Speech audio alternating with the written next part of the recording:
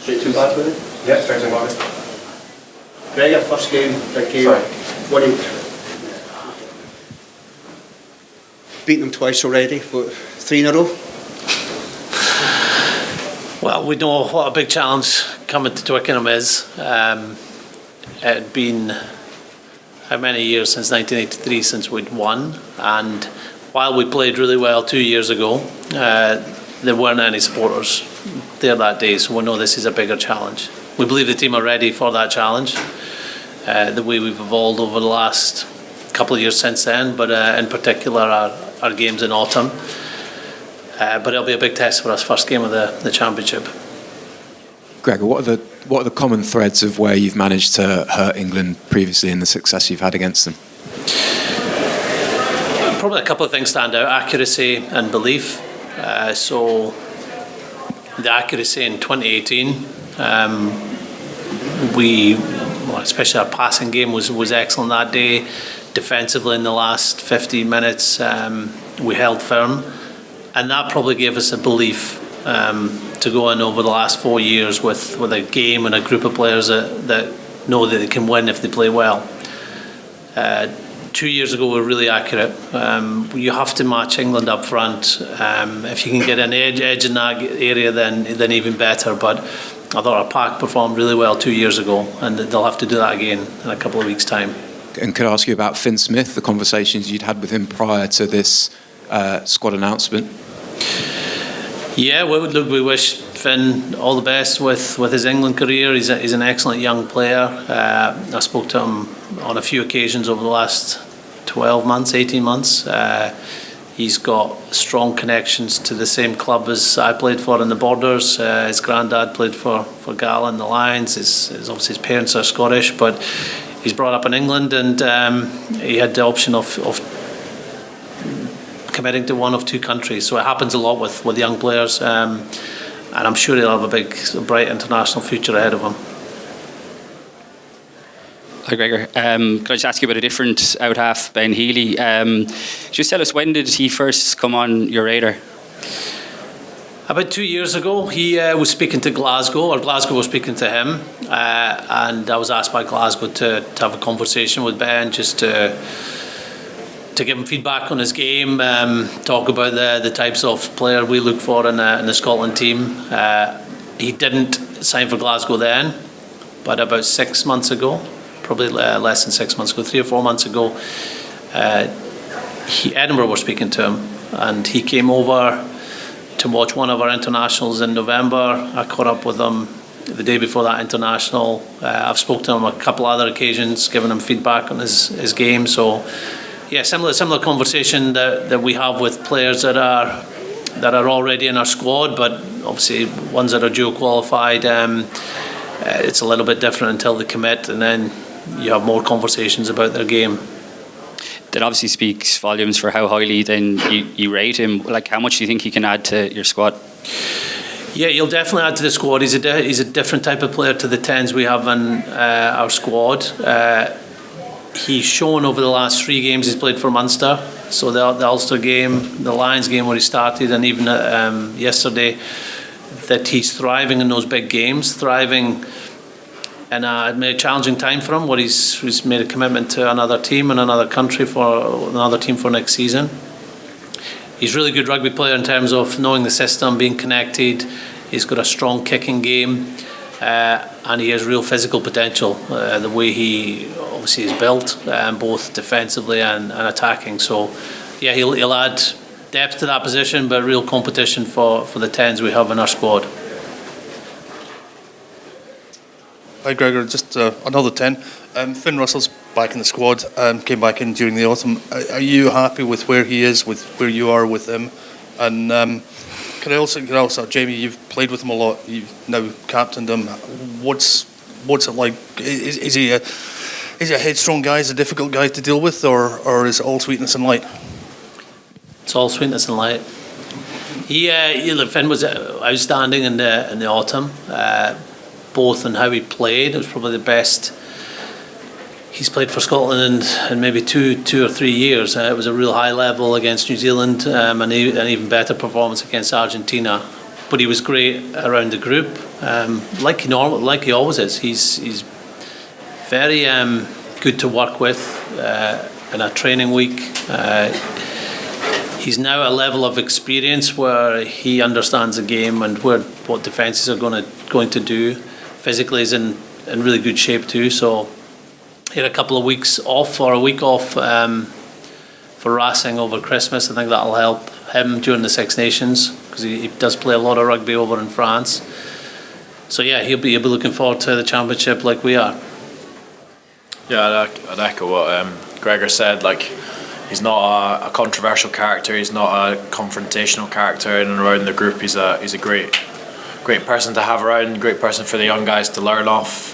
For us all to learn off. In fact, like he's really diligent in and around his analysis and things like that. He's always at the laptops watching training back, watching the opposition that we've got coming up at the weekend, looking for opportunities. The stuff that you see at the weekend doesn't happen by accident. So yeah, he's a great guy for us to have around the squad, and we love him to bits. Just secondly, Gregor, the follow-up. The Finns had a series of great games against England. Is there something about that opposition that gets him going? No, he's obviously played for us a number of games, and like I said before, part of the reason we've done well is our accuracy, and a lot of that is led through your 10. Your 10 gets the most catches of anybody in a team, so he's got to lead the attack, and he's done that really well. He's a very competitive player, Finn. This doesn't get talked about enough. Like, he's a laid-back person, even laid back on the field, but he's competitive, and maybe the England game gets him even more competitive, and he tackles harder, hits rucks even harder. Although he only probably hits 2 rucks a game, but hits them well. Yes, true. Hi, Gregor. Sorry here. I don't think anyone would doubt that Scotland have got a sort of, big performances in them, but potentially in the past have been guilty of not being able to back those up. I just wondered if that's been addressed at all, and how it's been addressed ahead of this tournament.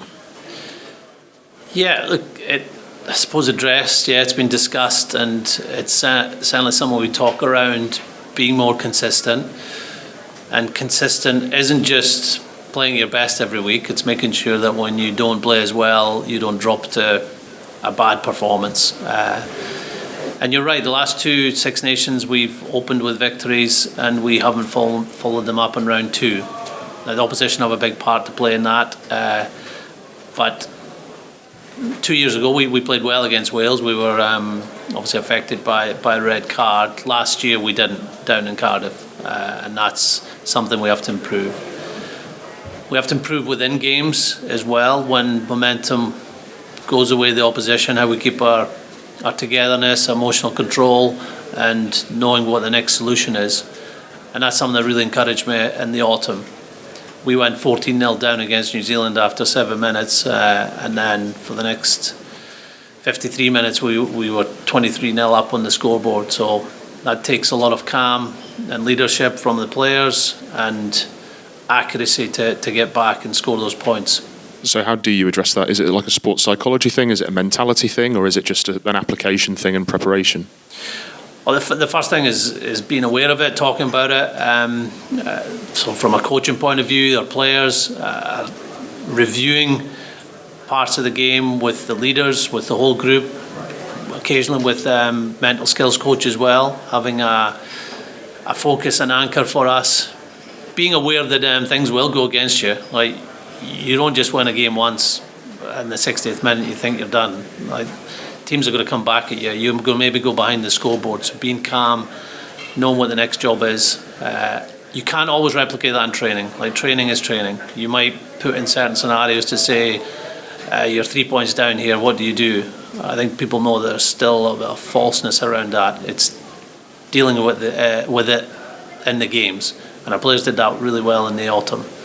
And just finally, Leicester lock Cameron Henderson is one of the uncapped players in your squad. What have you seen from him? Sorry to make you feel old, but he wasn't born the last time Scotland won the Six Nations. So I just wondered. We've never won the Six Nations. The Five Nations. Apologies, the tournament. Last time we won the Five Nations. Yeah, we were really impressed with how he played against Claremont 2 weeks ago.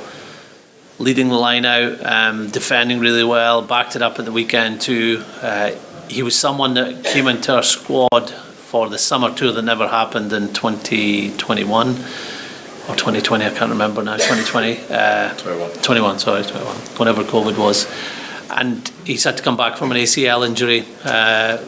He's obviously a very competitive club with some really good front five players, so for him to come back, play at that level and play so well the last 2 weeks, call lineouts, we feel he rewards, he's earned a place in the squad.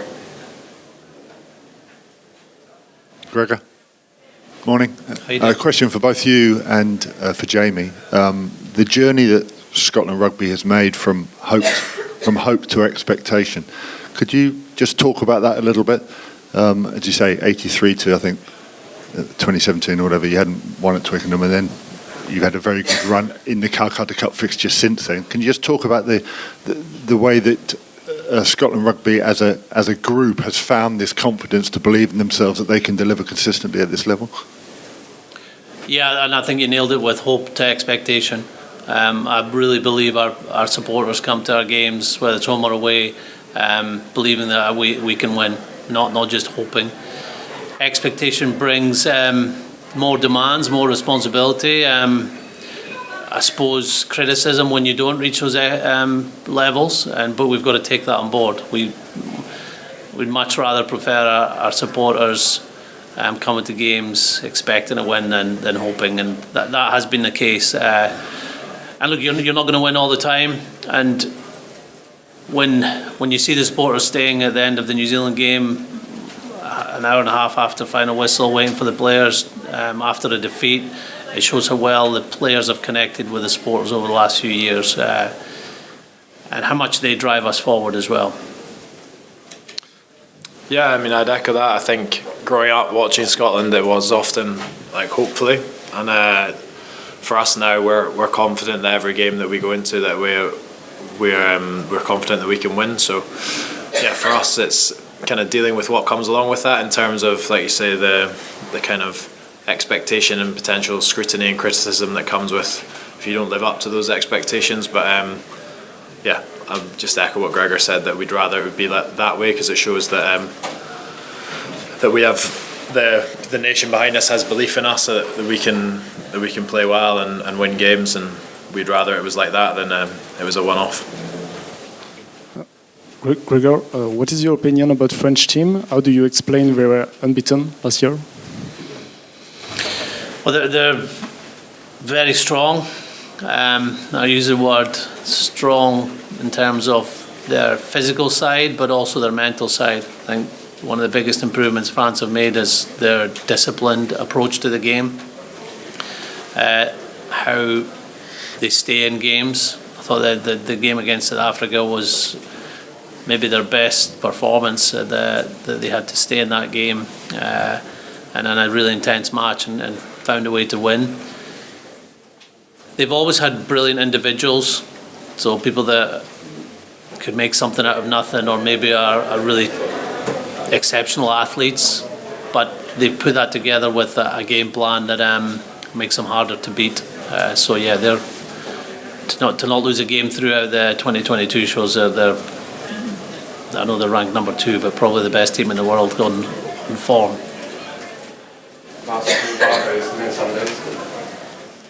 Gregor, very good record against England under Eddie Jones. How different do you think they'll be under Steve Borthwick? We'll see. I imagine it'll be similar players, players that are in form. They've got huge depth to choose from, so they're going to be strong individually. They're playing at home, and Twickenham's always been a tough place for any opposition to go to. If you're trying to predict what rugby they're going to play, maybe it's going to be a bit more simplified, because it's a new coaching group and they've only got these 4 or 5 training sessions before we play them. There'd be a big focus on on the forwards, on the set piece, maybe the maul. So yeah, we got to be aware of that and match that, but also get our game into play and take our game to them. So we've got to be focused a lot on ourselves. Jamie, I'll ask you quickly. Good win for Edinburgh yesterday. How significant is that in the context of Scotland being? I don't know how much of a difference it will make in a couple of weeks' time, but certainly for the guys who played in that game, it'll be definite confidence boost knowing that there's so many internationals in that Saracens team, and we held out for the win and we played really well. I think dominated a strong Saracens side for most of the game. There's probably a couple of times where we should have been over the line. One definitely where we should have been over the line. Somebody dropped it, but they got kneed out. If your hands, you told me last night. They did get kneed out, but we'll take a huge amount of confidence from that. And the guys, I think both Edinburgh and Glasgow have hit a bit of form coming into this tournament, so that can only bode well for our squad. Gregor, just on Finn, you said obviously sometimes people maybe don't see the competitive side of him because of his sort of laid-back demeanour and things. Do you think there are quite a lot of misconceptions about him and, you know, what he's like and actually how sort of, you know, sharp and focused he is on what he's doing and trying to achieve? Yeah. Look, people change as well throughout their rugby careers and their lives. So you're a different person at 20, 21-year-old than you are at 30-year-old. And Finn's had changes in his life, just became a dad for the first time. But in the position you play, you've got to take a big role in the leadership of the game, and that requires work, requires preparation, and Finn does that. So maybe it's something that people here or at social media don't want to or don't focus on enough, more the actions he has, but that's a good thing to focus on too. He's one of the most skillful players that played the game, not just playing now, but to have ever played the game. What he can do with his passing, his decision making, his kicking game. So, but there's a lot goes into that. A lot of practice, a lot of watching rugby and experience rugby to know when to pull the trigger. And there's a lot of discipline that has to go into it to make the decision to go for an offload or a kick. So he's coming into his prime years. Like, he's coming into that time where physically you're still able to compete and do everything you want to do, but you have that knowledge of 10 years playing at number 10, what defence might look like after 2 or 3 phases. So yeah, it's a great opportunity for him, this championship, and obviously the World Cup too.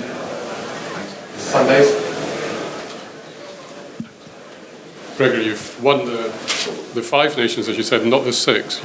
You remember the ingredients that went into winning that title in '99. How many ingredients can you see in the Scotland team that are the same?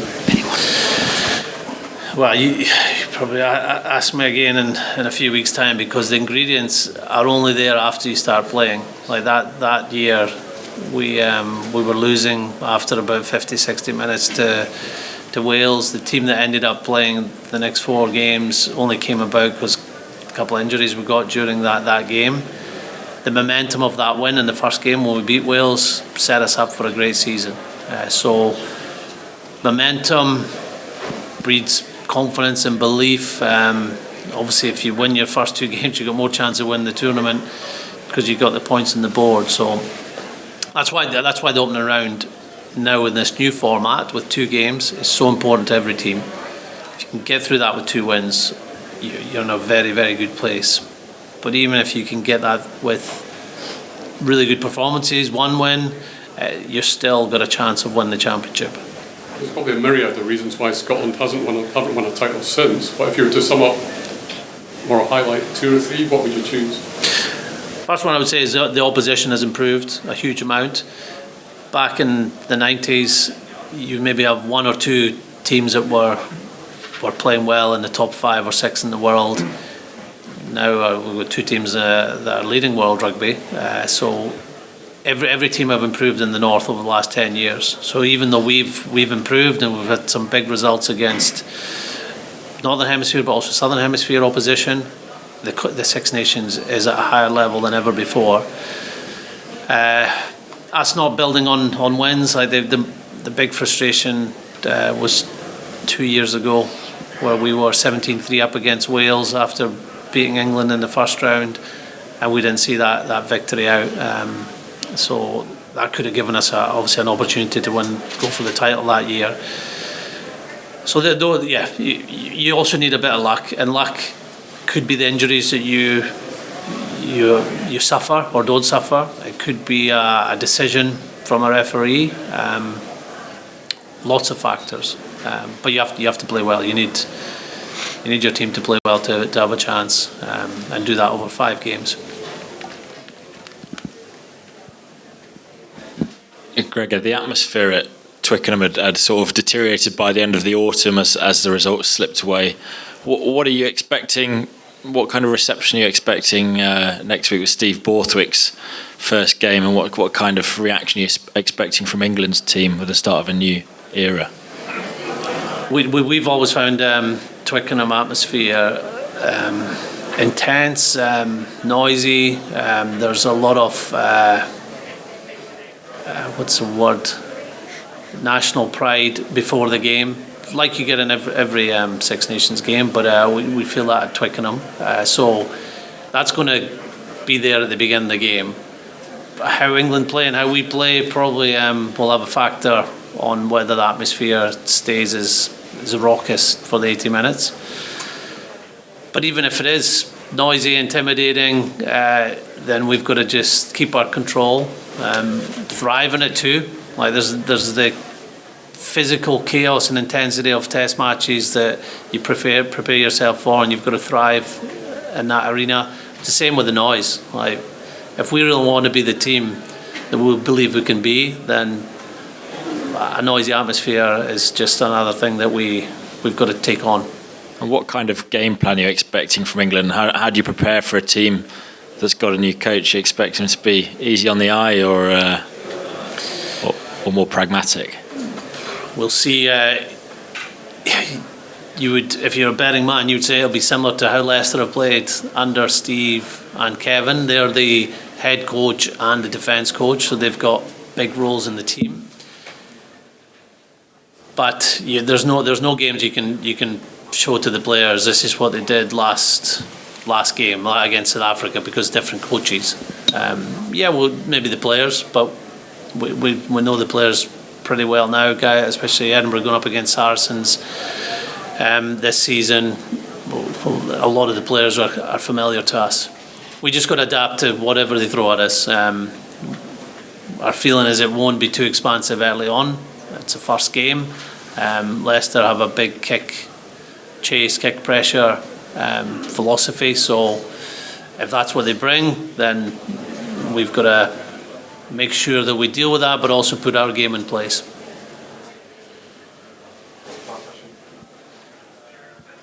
Jim Telfer said recently that maybe time to move on from Flower of Scotland. I wonder if you both have a view on the anthem. I love it. I think it's one of the unique occasions in sport. Maybe more so at Murrayfield, when the second verse is played without accompanying music. Whenever I've played a few places outside of Scotland, and they always want me to sing Flower of Scotland, whether it was in Australia or in France, they love the anthem, so it means a lot to our supporters. They all sing it, so they seem to want to continue. Jamie? Well, I don't know what else you would sing, so for me, I think similar to Gregor, that there's something really special about singing at home. When the music cuts out, it's even in the crowd, I think they feel it as well. I couldn't think of it without. I couldn't think of playing Test rugby without it, to be honest. Cheers, guys. Thank you.